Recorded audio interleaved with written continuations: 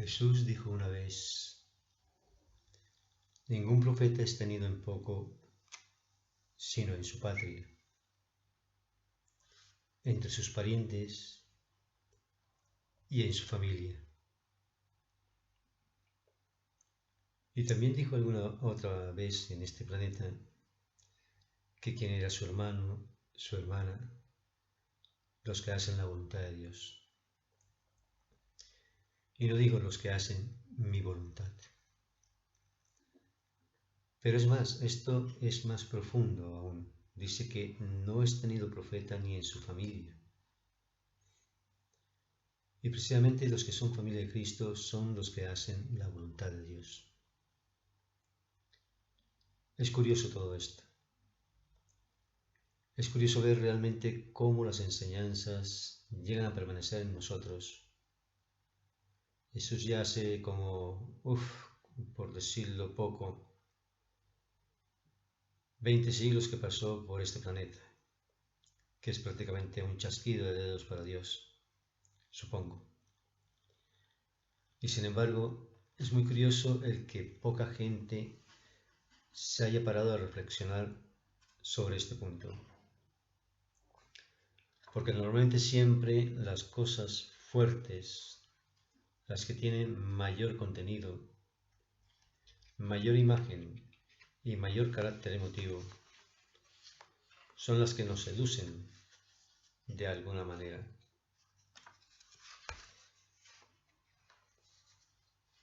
Pero no nos quedemos con aquellas cosas, no nos quedamos con aquellas cosas profundas, con aquellas cosas de análisis, es decir, siempre nos quedamos viendo las cosas.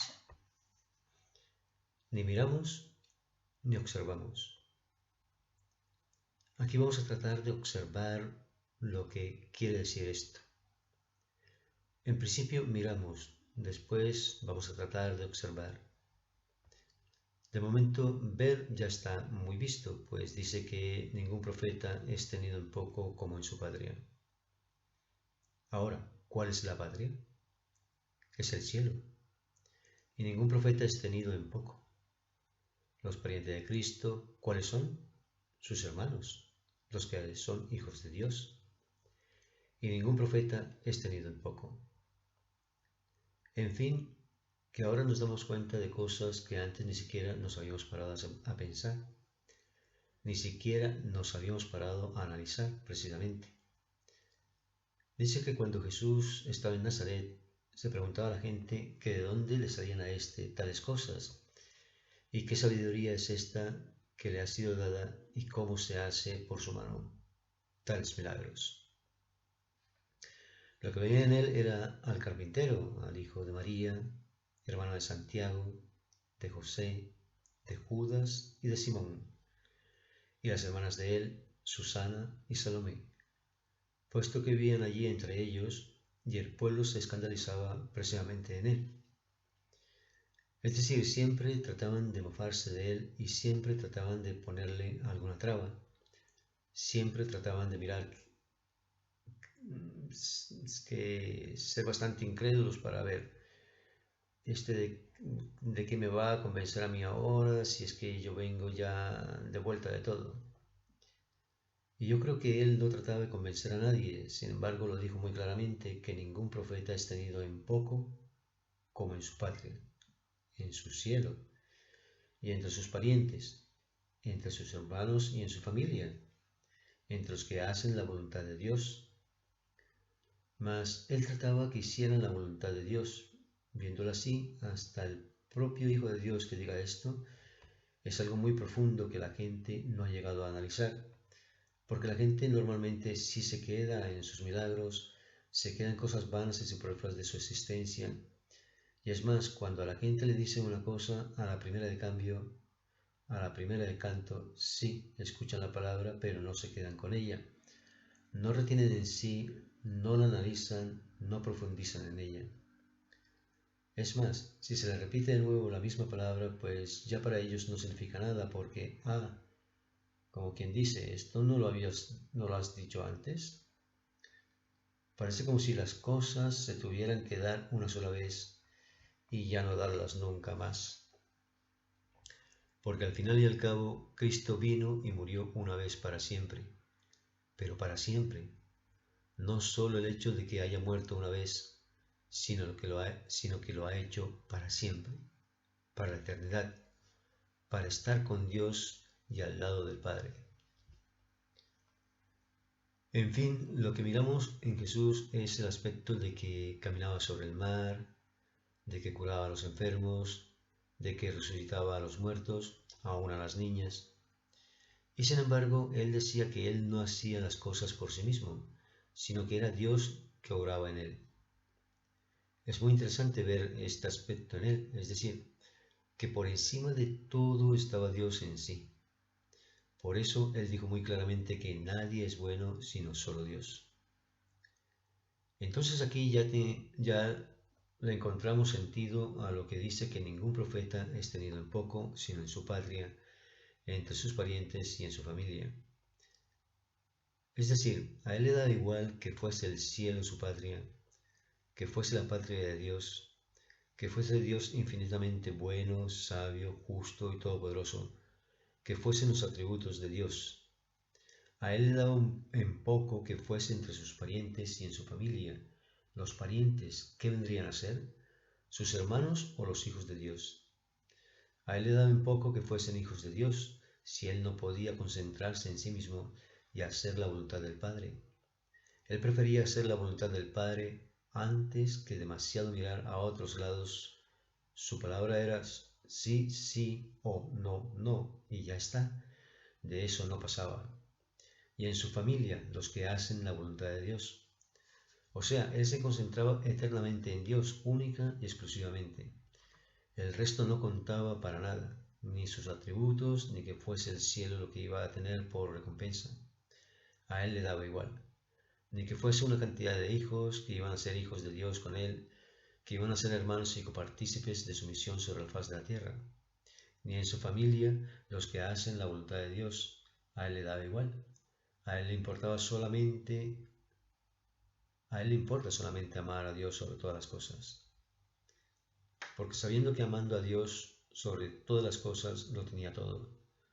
Lo tenía todo porque amaba a su prójimo, amaba a su familia, amaba a sus parientes y amaba a su patria.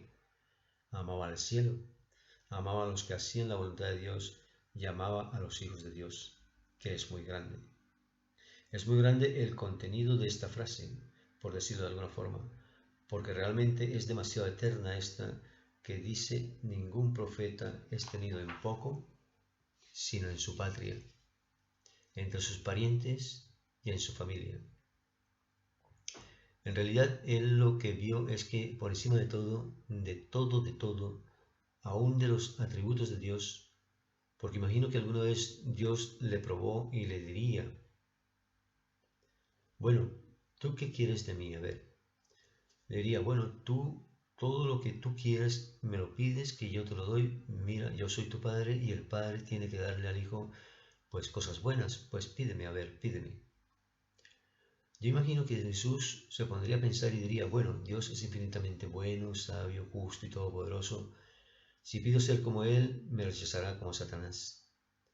Y Él lo que quería era aceptar al Padre y que el Padre le aceptara a Él, que fuesen dos uno solo.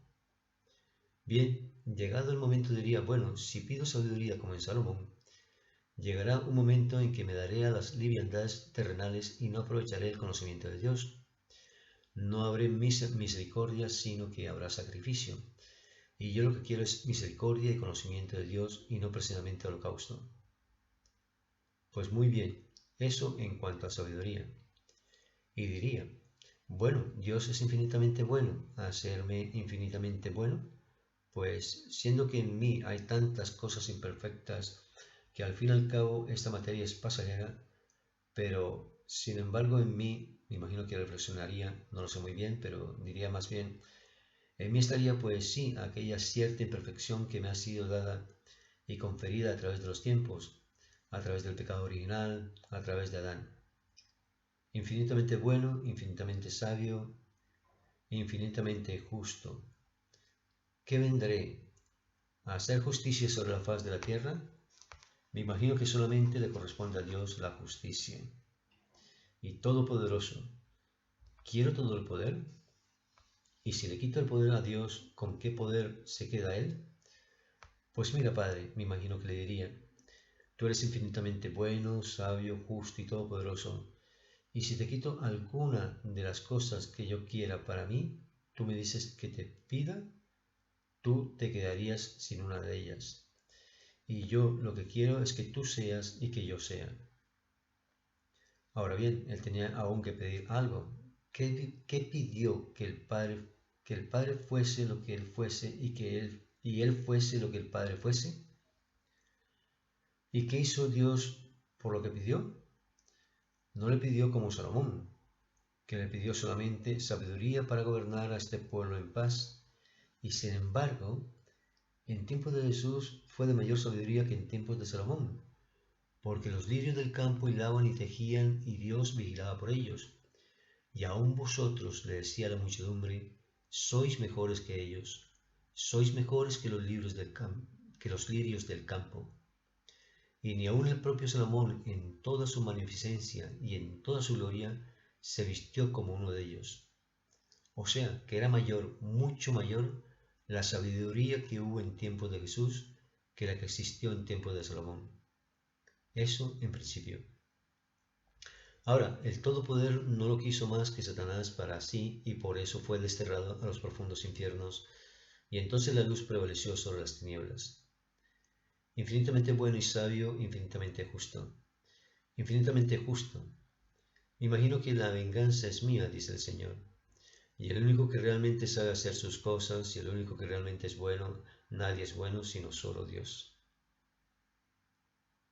Es Dios. O sea, por encima de Cristo estaba Dios. Ahora, ¿dónde pintamos nosotros algo? ¿Dónde podemos tratar de pintar algo? En principio, Él nos dice que somos hijos de Dios y por tanto somos hijos, coherederos por Cristo sobre su misión sobre la faz de la tierra. Hijos de Dios, somos hijos de Dios. Si hacemos la voluntad del Padre, somos su familia. Ya somos parientes y familia. Y si nuestra patria es el cielo y no precisamente aquí en la tierra, entonces realmente hay otra fase en la vida de Jesús que nos dice, mi reino no es de este mundo. Él lo que realmente quería dar a entender es que si el reino de Dios fuera de este mundo, ¿no vendrían sus ángeles a rescatarle cuando vieron prisionero al rey? Mi reino no es de este mundo, lo dijo él muy claramente, no es de este mundo. Sin embargo, cuando a él le dijeron, tú eres rey, el que te haces llamar rey de los judíos, él le dijo, tú lo dices. No yo, Cuidado, él dice, tú lo dices. No lo estaba diciendo él y su palabra era verdad. Él no podía mentir, en absoluto. No le era conferido mentir. Daba siempre la verdad de Dios. Ahora bien, yo me imagino que la lucha de Jesús sobre la faz de la tierra fue mucho más intensa y fue mucho más profunda para llegar a ese conocimiento de Dios. Dios le prometió muchas cosas, las cuales en él fueron realizadas y no le fueron dadas gratis. Sin embargo, de él se bebe gratis la fuente de agua viva, cuando dice, yo soy el alfa y la omega, yo soy el principio y fin de todas las cosas. El que quiera, venga, y yo le daré gratis agua viva, y yo seré su Dios, y él será mi hijo. Es muy grande esto, ¿no? Es muy grande. O sea, que los tiempos que se viven son los mismos. No ha pasado ni un solo ápice de la vida de Jesús. Estamos viviendo los mismos tiempos que Jesús vivió, pero no como discípulos, sino como nosotros mismos, porque ahora somos nosotros mismos y nos manifestamos en nosotros mismos y encontramos a Dios en nuestro interior. Sabemos que el reino de Dios está dentro de nosotros y que Dios está en nosotros y que fluye a través de nuestro, que las cosas que decimos no las decimos de nosotros mismos, sino solamente de Dios, que las cosas que vosotros escucháis no las escucháis por vosotros mismos, sino solamente en Dios, que realmente nosotros no somos los que podemos andar, sino que es Dios el que anda por nosotros, que realmente nosotros no podemos ver, sino que es Dios el que ve por nosotros, que realmente nosotros no podemos palpar ni sentir las cosas, sino que es realmente Dios el que nos hace palpar y nos hace sentir, nos hace ese sentir de las cosas. Que las cosas ahora son celestiales y son divinas, que la Jerusalén es celestial, que la morada es de los ángeles, que la congregación es de los justos perfectos en el monte de Sión, que el mediador de la nueva alianza es Jesús y que la aspersión de la sangre habla mejor que la de Abel, que el conocimiento de Dios es por encima de todo y que lo único que nos puede hacer eternos y nos puede hacer uno con el Padre es su amor. Amarlo por encima de todo, amarlo por encima de nuestra mujer, amarlo por encima de nuestros hijos, y mira que ya cuesta, pero amarlo por encima de todo. Amarlo por encima de nuestras propiedades, bueno, ya cuesta menos. Amarlo por encima de nuestra casa, de nuestro chalet, nuestros lujos superfluos y vanos, nuestro coche, amarlo por encima de todas las cosas. Amarlo, solamente amarlo. Ahora, amarlo con el corazón, no con la mente, no con el entendimiento, comprenderlo, no entenderlo, porque la comprensión es base del amor, y el amor es base de todo acto. Por amor, Dios creó el mundo. Por amor, Dios puso a un hombre sobre la faz de la tierra. Por amor, le dio la mujer. Por amor, Dios rescató al mundo del pecado por la sangre de Cristo, por su cuerpo y por su sangre. Por amor, las cosas son y hechas nuevas. Por amor existimos sobre la faz de la tierra. Por amor tenemos el soplo y aliento de vida. Por amor tenemos a Jesús dentro de nosotros. Por amor Dios existe. Por amor nos damos cuenta de que así es. Y es solamente en nuestro corazón, en las fibras más ínfimas de Porquinque, en que se dan estas cosas, en las fibras más finas, más delicadas, más sublimes de nuestro amor. Porque si amamos a Dios, Él nos ama. Porque si Dios nos ama, nosotros le amamos. Pero cuidado, es más importante el que yo ame a Dios y Él me ame, y es más importante que Él me ame y yo ame a Dios. Y aquí está mucho más claro lo que dice que ningún profeta es tenido en poco como en su patria, entre sus parientes y su familia. Porque Él, Jesús de Nazaret, cuando Jesús estaba en Nazaret, fue que ocurrió precisamente esto. Él realmente sabía que muchos habían de ser hijos de Dios, pero si llegasen todos a amar a Dios, ¿le amaría a Él con la misma intensidad? ¿No estaría repartiendo Él su energía a los demás y los demás aprovechándose de la energía, transmitiéndola a través de Él y haciéndolo recíproco del Padre al Hijo y del Hijo al Padre? Si cada uno de ellos pudiese amar en sí al Padre y el Padre le amase en sí a cada uno, entonces sería más enorme ese amor. Eso en su familia, los que hacen la voluntad de Dios. Ahora, sus parientes. Los parientes, los hijos de Dios. Muy bien, ahora su familia, los que hacen la voluntad de Dios. Si hacía la voluntad de Dios, era mejor hacer él la voluntad de Dios y que la voluntad de Dios se hiciese en él. Y no tratar de que todos hiciesen la voluntad de Dios y que Dios hiciese la voluntad en todos, sino que en cada uno existiese la voluntad de Dios y que la voluntad de Dios fuese dada a cada uno y en su patria, en el cielo. Realmente venimos del cielo y vamos a ese cielo, al hogar del que una vez nos desprendimos. Es la vuelta del hijo pródigo. Es realmente lo que significa vivir. Volver a nuestra patria, de la cual hemos sido desprendidos. Volver a esa patria del cielo de la cual, por alguna razón, vinimos a parar a esta tierra. Pero antes hemos de cumplir nuestra misión aquí, y no es que precisamente sea que, dadas así las cosas, la misión sea nuestra, sino que es la misión de Dios la que se hace en nosotros. Y es más, si lo que intentamos es conseguir la patria de Dios, mal haríamos, porque sería como si cuando fuésemos a casa de un rico nos quedásemos con sus cosas.